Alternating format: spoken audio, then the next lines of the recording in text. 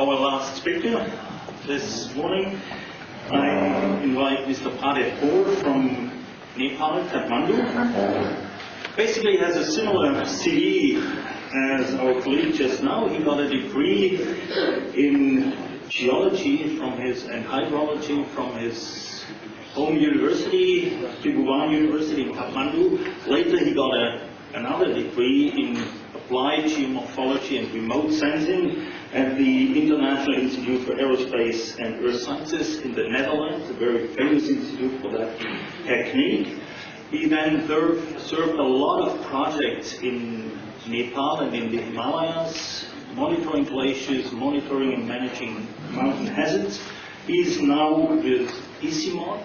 ICIMOD is a very famous institution in that area based in Kathmandu, International Center for Integrated Mountain Development, an international center that is really supported by many different countries, including many countries that also support NRF here. And he's a team leader there, especially for a group that monitors the ice in the Himalayas and in Kush. So, Pradeep Mool, the next speaker.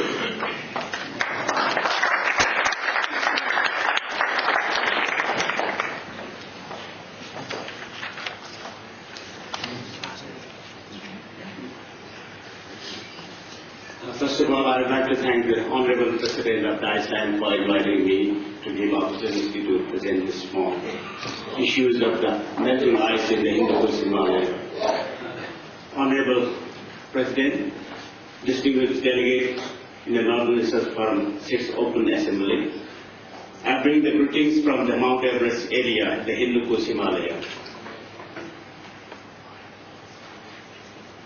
Well, I belong to the International Center for Integrated Mountain Development, where it's located in Nepal, and it's an intergovernmental, non-political binding 8 member countries, right from Afghanistan to Myanmar, China, India, Pakistan, Bhutan, Nepal, Bangladesh is a member. Well, our working area is the Hindu-Kush Himalaya region, where we have a lot of activities on the ecosystem services, sustainable livelihood, water and hazard, all these issues we work in this area, Hindu-Kush Himalaya area. Well, we call the Hindu-Kush Himalaya and Tibetan Plateau as a third pole. It's a unique, extraordinary beauty, and most of the World Heritage Site is also in this area. And if there is no Hindu-Kush Himalaya region, what will be the climatic pattern in the Asia? It's an ecological buffer between the Tibetan Plateau and the South Asia. Well, it houses so many beautiful glaciers which nourish 10 major rivers of the Asia, where big population is inhabited in the downstream area. Well, the theme of this Northern Forum is ice, what is the change in ice, what is the livelihood pattern, and what is the scenario of the climate, monsoon pattern, all this. So within my lifetime, if I was at around the Annapurna, just behind the Annapurna range, which is 8,000 plus meter range, it's one of the top 10 trekking destination of the world. So when I travel around this Annapurna trail, I see this lake, which was taken by the famous geographer geologist Tony Hagen from Switzerland as a UN expert in early 50s. This glacier was still in very close to the Manang village, the famous Manang village behind the Annapurna. But now this glacier is far away, and there is a big lake. And simple hanging glacier, Gangapurna Glacier. You can see the glacier is vanishing very fast. There are so many similar scenarios or case studies. I can give the example. One of the examples is the Imja Lake, which was taken, this photograph, upper photograph is taken by the famous surveyor glaciologist from Switzerland, Fritz Müller. And there used to be a huge glacier in the Everest area, south of the Mount Everest area, in the glacier, Glacier Glacier. after 50 years, in the same viewing angle, you can see the change in the glacier, vertical collapse of the glacier, vertical retreat of the glacier, formation of the big lake. And this is the lake at the moment in this area. So glaciers are retreating very fast, and the formation of lakes and the potential for the outbreak of those lakes are happening in the Hindu-Kush Himalaya region, as Professor Yalkam mentioned this morning. It's one of the serious issues in the Hindu-Kush Himalaya region. And there's so many other examples, like in the Manasulu area. In the early 50s, there was no lake at all. Now you can see the very huge lake where the glacier are retreating very fast, and the huge lake has been formed. And this is making a big threat in the downstream area where we have several hydropower projects coming up and existing hydropower project also. Well, we talk about the Hindu-Kush Himalaya region, and if you look in the IPCC assessment report 4, this is data gap region. So we need more information to be gathered, ground-based information like the meteorological, hydrological, and other climatic parameters, ecological parameters. And of course, in the Hindu-Kush Himalaya region or ICIMOD member countries in Tensan area, there is some glacier which has been monitored since 50s. But if you go to the Himalayan region, Hindu-Kush Himalayan region, there are very few glaciers have been monitored recently. And again, this is in the fragmented, uncoordinated, and generally very short-term measurements. And another is the hydrometeorological data collection again. Out of this 952 meteorological observations in the Hindu-Kush Himalaya region, if you go in the glaciated area above 3,500, there are hardly 50 stations, and those are also, we don't know the quality and the continuity of those data sets. And if you go to the glacier area above 6,000 meters, there is only one in the South Coast area, and that's also not working at the moment.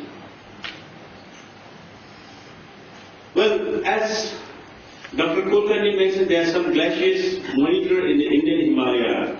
In India, there's about 6 glaciers monitored at the moment for the mass balance and the climatic observations. In China, there's 18 glaciers monitored at the moment for the mass balance and other climatic hydrological research.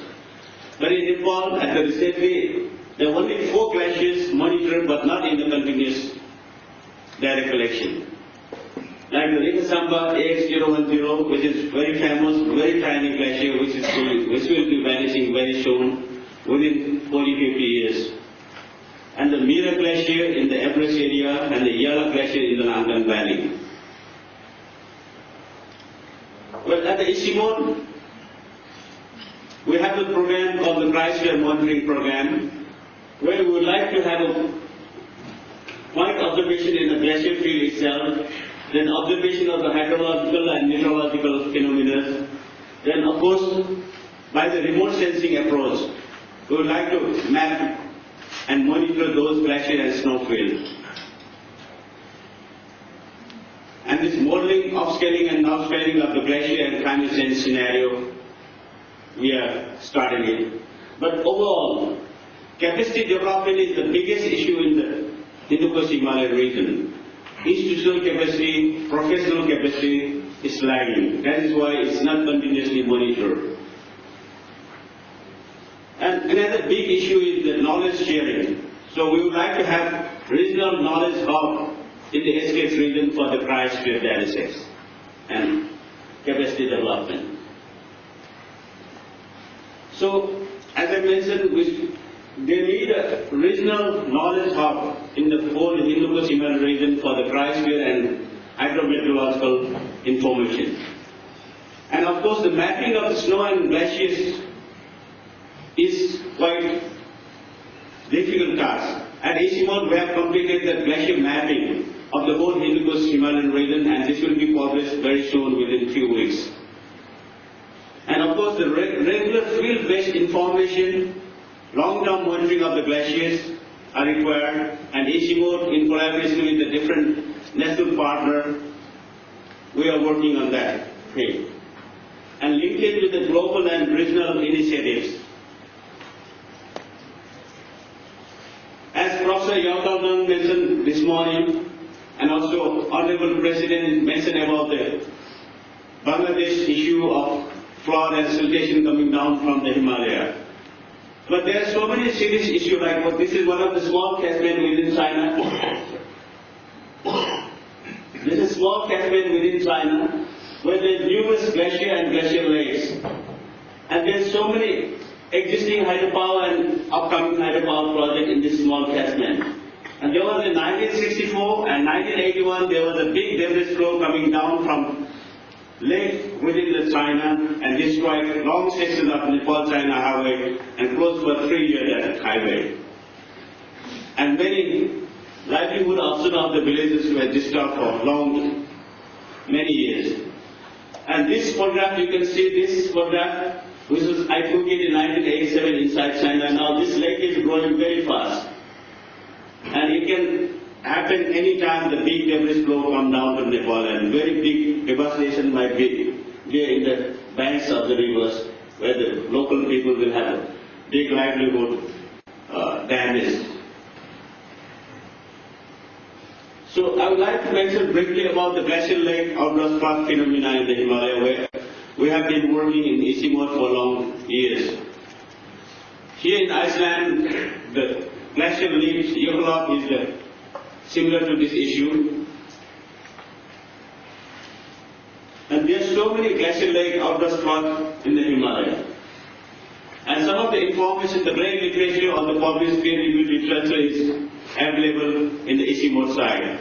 And these are some of the recent publications about the glacial lake outburst flood, the DVD of these books. And in all the Hindu-Kush Himalayan region, right from Afghanistan to Myanmar, we have mapped out the glacial lakes, which is more than 20,000 glacial lakes in the Hindu-Kush Himalayan region, except the Tibetan Plateau area, and about 4,320 square kilometers. And if we look at the growth of these lakes, like we have been monitoring in detail some of the lakes, about 6-7 lakes in the Nepal Himalaya and other lakes in India and China, Tibetan Plateau area. So this example of Imja, Tsho, Rolpa and Thulagi, you can see it was growing very fast. And in case of the Tsho, Rolpa, there was a mitigation activity. That's why the lake level or the area has been stabilized since 2000. Otherwise, in other lakes, it's growing very fast. And when we studied the past block event, the glacial lake outburst flood event in the whole Hindu-Kush Himalayan region, from the literature, available literature, we have traced out about 56 events, glacial lake outburst flood event in the Hindu-Kush Himalayan region, 4 in Bhutan, 29 in China, 14 in Nepal, 9 in Pakistan. And out of it, 10 are the transboundary nature. The source of the glacial lake outburst flood is in the upper riparian country, but the devastating or damaging effect is in the downstream riparian area country. And we found it that some of the events, the source of the lake reached out in past, then again it is refilled out by the glacial meltwater, and there is again big flood coming from the same lake. Like example of this, Janganbo in 1964, then again in 1981 July, even bigger flood than 1964. So this issue of the glacial lake outburst flood, due to the glacial lake, formation of the glacial lake and management of this glacial lake outburst flood in the mountain area, is very complex. It needs a lot of coordination with the social science, natural science, policy, governance, local community management, participation by the local community. So this is need an integrated approach. So I would like to stop here and thank you very much. And this is the block event from 1977 and 1985 in the Nepal Himalayas.